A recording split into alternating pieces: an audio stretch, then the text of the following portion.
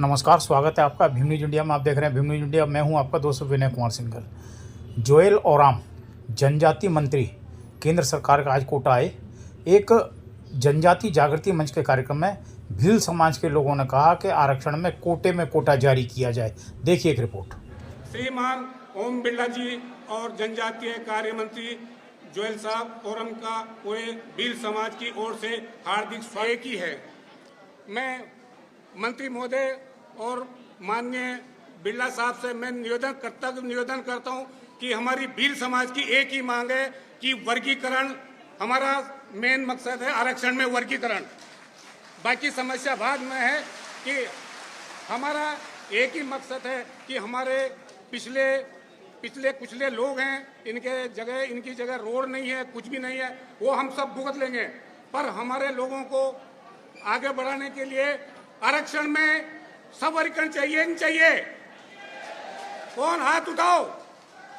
हमें आरक्षण में सबवर्गीकरण चाहिए, बस हमारा एक ही मुद्दा है।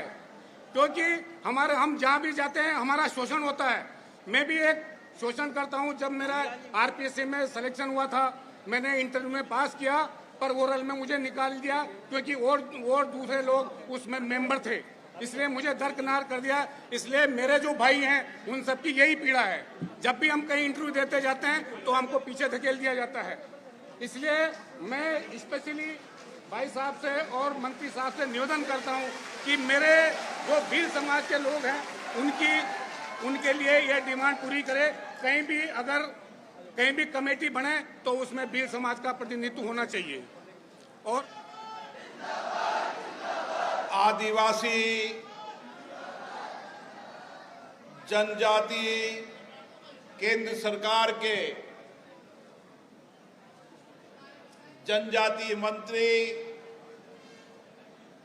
माननीय जोएल ओराम जी, जो लगातार भारत सरकार में आपके समाज का नेतृत्व करते हुए 3 बार कैबिनेट मंत्री बने हैं।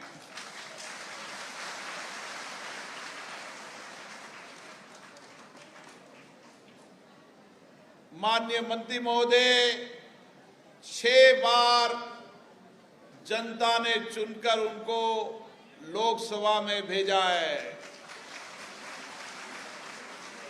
2 बार विधायक रहे।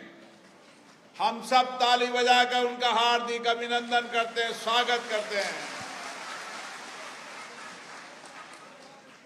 आप सब जानते हैं, मंत्री महोदय ने भी इसी गरीबी की जिंदगी से निकलकर इन्हीं अभाव, कष्ट,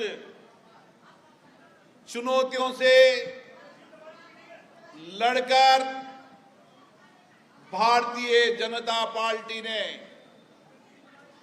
उनको 2 बार विधायक, 6 बार सांसद और 3 बार मंत्री बनाया है।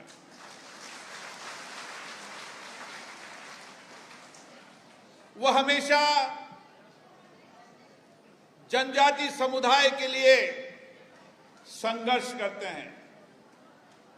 उन्होंने पूरी जिंदगी आपके समाज के लिए समर्पित कर दी है। आज भी मैं जब भी दिल्ली में मिलता हूं, उन्होंने एक ही बात कही कि ये अब जंगल जमीन बचाने वाले इन आदिवासियों का सम्मान होना चाहिए, न्यायोचित सम्मान मिलना चाहिए। आप लोगों की जिंदगी बड़ी कड़ी मेहनत की जिंदगी है। आप लोग जंगल के अंदर रहकर जंगल को बचाते हैं, उसके कारण भारत का पर्यावरण बचा है। आप जमीन को बचाते हैं, आप जल को बचाते हैं। आपने कठिनाई भरी चुनौतियों की जिंदगियों को देखा है। इससे हमारा प्रयास है कि जिन जिन क्षेत्र के अंदर हमारे आदिवासी भाई, जनजाति भाई जो 75 साल तक चुनौतियों, कठिनाइयों से लड़ रहे हैं, जो आर्थिक रूप से भी सक्षम नहीं है और जिनका सामाजिक बदलाव भी आवश्यकता है। इसलिए आर्थिक और सामाजिक बदलाव लाने के लिए हमारे सभी विधायकों का, सभी जनप्रतिनिधियों का फैसला, निर्णय कि आप सबको केंद्र और राज्य की सारी योजनाओं का लाभ मिले। और इसीलिए इस सम्मेलन बुलाने का मेरा एक ही मकसद है, आप सब अपने अपने गांव के अंदर 10-10, 15-15 नौजवान तैयार करो। उन नौजवान को हम प्रशिक्षण देंगे और जितनी केंद्र और राज्य सरकार की योजनाएं हैं, उन सारी योजनाओं का 100% लाभ आपको मिलना चाहिए। हमारा ये संकल्प है कि इस 3 वर्ष के अंदर आपके हर गांव के अंदर पीने का पानी, लाइट, रोड, नालियां और प्रधानमंत्री आवास में मकान, एक सामान्य व्यक्ति के जीवन के अंदर जो मूलभूत आवश्यकता होती है, मकान होना चाहिए,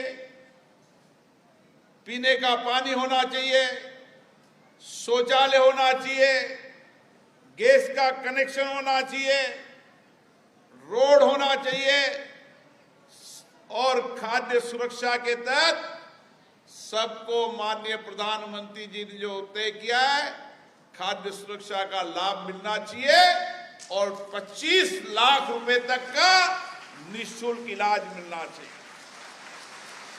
ताकि कभी भी कोई गरीब व्यक्ति बीमार पड़ जाए तो 25 लाख रुपए तक की सुरक्षा का लाभ मिले। कोई दुर्घटना हो जाए तो 5 लाख रुपए का मिले। ऐसे सारी योजनाएं, उन सारी योजनाओं को 100% करना है। और माननीय मंत्री महोदय ने कहा है कि आपकी घर की बेटियों के लिए नजदीक एक छात्रावास भी बनाएंगे, ताकि वह छात्रावास के अंदर उनको सारी चीजें निःशुल्क मिले, ताकि वह भी देश और समाज का नेतृत्व कर सके। आपके इलाके के अंदर जहां विद्यालय नहीं है, उन सारे इलाके के अंदर अगर 50 घर भी होंगे तो 50 घर में भी विद्यालय बनाएंगे, चाहे कुछ भी करना पड़े। आपके नजदीक में आंगनबाड़ी हो, अस्पताल हो, ताकि आपको दूर दराज में न जाना पड़े। और उसके बाद जो हमारी महिलाएं बैठी है, उन महिलाओं को उसी गांव के अंदर जो हमारे प्रधानमंत्री जी ने कहा है, स्वयं सहायता समूह के माध्यम से उसी गांव में उनको रोजगार मिले, ताकि वह गांव में बैठकर 2 रोटी का इंतजाम कर सके। और इस सब के लिए करने के लिए एक ही काम करना पड़ेगा, हर गांव के अंदर 10 नौजवानों की टीम बनाना, हर घर का सर्वे करना और किन किन योजनाओं का लाभ नहीं मिल रहा, फिर उन सारी योजनाओं का लाभ आपके गांव के अंदर ही सरकार आपके दरवाजे पर आएगी और सारी योजनाओं का लाभ देकर स्वीकृत करके अधिकारी जाएंगे। मैं आज आपको विश्वास दिलाता हूं, भरोसा दिलाता हूं। मैंने आपके दर्द को देखा है, आपकी पीड़ा को देखा है, आपकी मेहनत को देखा है। किलोमीटर तक दूर पैदल लेकर पानी जाना अब समय चला गया। 75 साल बाद अब समय आ गया है, आपके दरवाजे पर नल लगेगा। मैंने कई गांव के अंदर देखा है 75 साल बाद भी लाइट नहीं थी।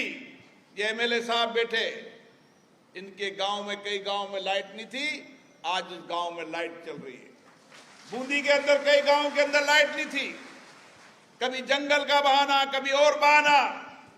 अब पानी, बिजली, रोड, अस्पताल, स्कूल के लिए कोई नई आनाकानी होगी।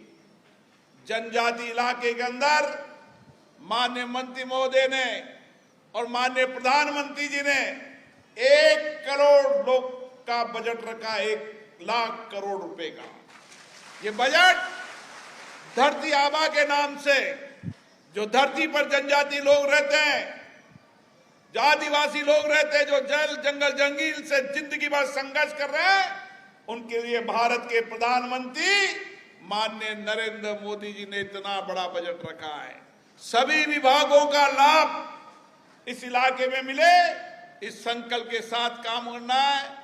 माननीय मंत्री जी की ट्रेन है, ट्रेन पकड़नी है, लेकिन माननीय मंत्री जी अपनी पूरी बात रखें, ट्रेन का समय अभी कुछ बाकी रहे, और ताकि आप लोग माननीय मंत्री जी को सुनने आए। मैं विश्वास दिलाता हूं माननीय मंत्री जी आपके समाज के आपकी तरह उन्होंने दर्द, पीड़ा, कष्ट सहा है, इसलिए आपके दर्द को जानते हैं। आप यहाँ पधारे, सभी जनजाति भाइयों का बहुत बहुत धन्यवाद। बहुत बहुत धन्यवाद माननीय मंत्री महोदय और श्री जुएल ओराम जी, माननीय जनजाति कार्य मंत्री। गौरव से कहो, गौरव से कहो, हम भील है, ठीक है ना। मंच में बैठे हुए लोकसभा के स्पीकर ओम बिरला जी, हमारे विधायिका कल्पना देवी जी, और यहाँ भील समाज से उपस्थित मेरे भाई और बहनों, मैं आप लोगों में से एक हूँ। ऐसा आपको मेरे को देख के लगता है कि नहीं लगता है? देखिए, पहले जनजाति के लिए कोई मंत्रालय नहीं था। हमारा ये जो जनजाति का काम कहाँ से होता था? पहले होम मिनिस्ट्री का एक टीडी डिवीजन था, फिर होम मिनिस्ट्री से काट के निकाल के वेलफेयर मिनिस्ट्री बनाए। वेलफेयर माने कल्याण विभाग। सीताराम केसरी एक समय में इस कल्याण विभाग का मंत्री होते थे। तो उसमें किसका किसका कल्याण होता था? जनजाति का कल्याण होता था, शेड्यूल कास्ट का कल्याण होता था, पशु कल्याण भी वहाँ से होता था, और आपका माइनॉरिटी 5 टाइप का, मुसलमान, क्रिश्चियन, जैन, पारसी, सिख, ये 5 को चिन्हित करके ये था। तो वेलफेयर मिनिस्ट्री हुआ। माने वेलफेयर कल्याण माने हमारा जनजाति का कल्याण के साथ पशु कल्याण भी था। इसलिए मेनका गांधी इस मंत्रालय का एक समय में भी मंत्री थे। फिर हमारे सरकार आने के बाद सोशल जस्टिस एंड एम्पावरमेंट से निकाल के ये मिनिस्ट्री ऑफ ट्राइबल अफेयर्स, ये वेलफेयर मिनिस्ट्री नहीं है, मिनिस्ट्री ऑफ ट्राइबल अफेयर्स माने जनजाति मामला का मंत्री। भारत में जनजाति के लिए क्या किया जाएगा, ये मंत्रालय है, उसका nodal ministry, policy planning, welfare और कमीशन। इसलिए हमारा मंत्रालय का अभी कितना बड़ा मंत्रालय है, माननीय ओम बिरला जी तो बता के गए, 1,20,000 करोड़ का बजट मेरे को दिया गया है जनजाति का उत्थान के लिए। हमारा national commission for schedule tribe है 338A जब इंसर्ट हुआ तो एक ग्रुप ऑफ मिनिस्टर बना था, गांधी जी उसका चेयरमैन थे, मैं मेंबर था। तो इसको 3 मेंबर का कमीशन सजेस्ट किया गया था, लेकिन अटल जी बोले कि नहीं, एससी कमीशन में कितना मेंबर? बोले 5, तो इसको भी 5 बनाओ।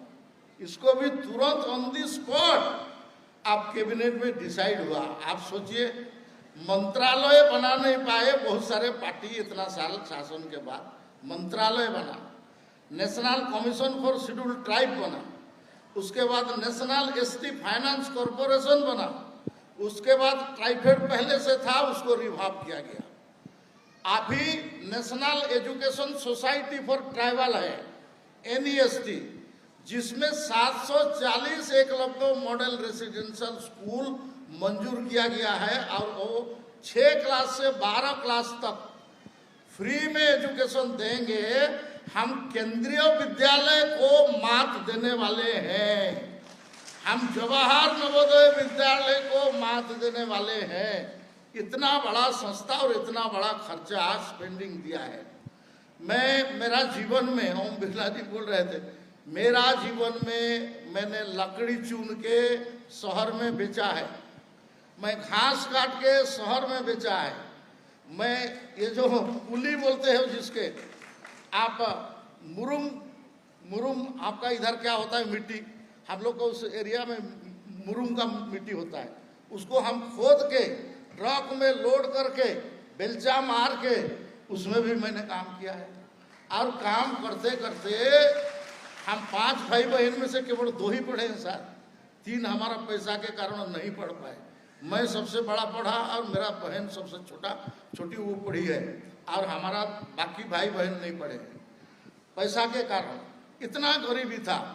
और मैं जब डिप्लोमा इलेक्ट्रिकल इंजीनियरिंग करके नौकरी कर रहा था BHEL में, 6 साल नौकरी किया था, मैं विधायक को मिलने जाता था, कांग्रेस पार्टी का विधायक होते थे, मिलने नहीं देते थे। उसका चमचा लोग बोले कि नहीं आप नहीं मिल सकते हो, आप लोग ज्ञापन दे रहे हो ओम बिरला जी को, लोकसभा का स्पीकर है उनको आप मिल रहे हो, घंटा घंटा आपके लिए खड़ा हो रहा है।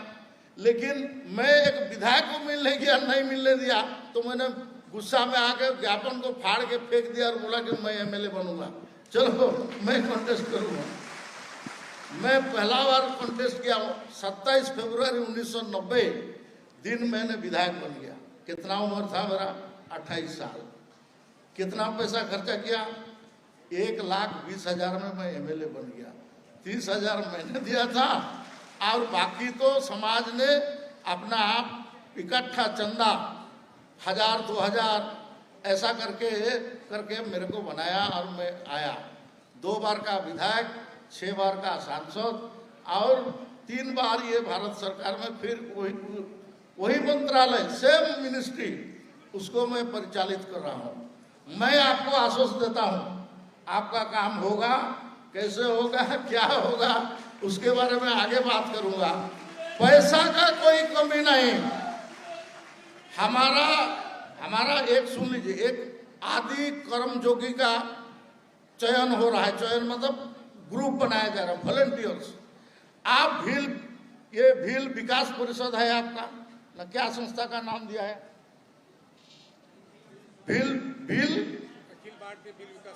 अखिल भारतीय भील विकास समिति, ठीक है, हाँ ठीक है, चलो आदिवासी भील विकास समिति। आप इसमें से गांव-गांव में टीम बनाइए, आदि कर्मयोगी बनाइए, ब्लॉक स्तर में बनाइए, डिस्ट्रिक्ट स्तर में बनाइए और इसको भेजिए। आप मेरे को भेजिए, डायरेक्ट अपलोड हो रहा है हमारा वेबसाइट में। नहीं तो आपका यहाँ सांसद के नाते या लोकसभा स्पीकर के नाते इनका ऑफिस का थ्रू में, इनका भी एक बड़ा ऑफिस यहाँ है, उस ऑफिस का थ्रू में आप भेजिए। मैं आपको आश्वस्त करता हूँ, आपका गांव में जो भी काम, इलेक्ट्रिक हो, पानी हो, रोड हो, आपका बाकी स्कूल कॉलेज जो भी होगा, जो भी माननीय स्पीकर महोदय प्रपोजल करके मेरे को देंगे, मैं उसको करके आप लोग को दूंगा। ये मैं आज गारंटी दे के जा रहा हूँ। 1 लाख करोड़ पैसा मेरा पास है और उस पैसा को 3 साल में मेरे को खर्चा करना है बारी में से। तो इसलिए आपका गांव में जो भी आवश्यक है, जो भी है, आप जिसको मकान चाहिए, मकान का लिस्ट बना के दीजिए। वो प्रधानमंत्री आवास नहीं, ये प्रधानमंत्री आवास के ऊपर में 1 लाख मकान हम लोग इस साल बनाएंगे, वो एक्स्ट्रा है। तो आप इसमें आपका विकास परिषद जो बनाए हैं, आप उसमें से निकाल के दीजिए, बना के दीजिए, आप प्रपोजल बना के दीजिए, मैं उसको आपको करके दूंगा, ये आश्वस्त करता हूँ।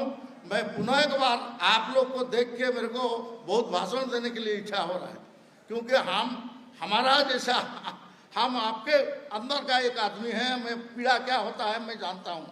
प्रधानमंत्री चाय बेचने वाले, भारत के प्रधानमंत्री होने वाला, मैं गांव में लकड़ी मैंने जंगल से लकड़ी चुन के बेच के पढ़ाई करने वाला, उसमें से मैं हूँ जनजाति मंत्री। तो इसलिए क्या तकलीफ है गांव का ये मैं जानता हूँ।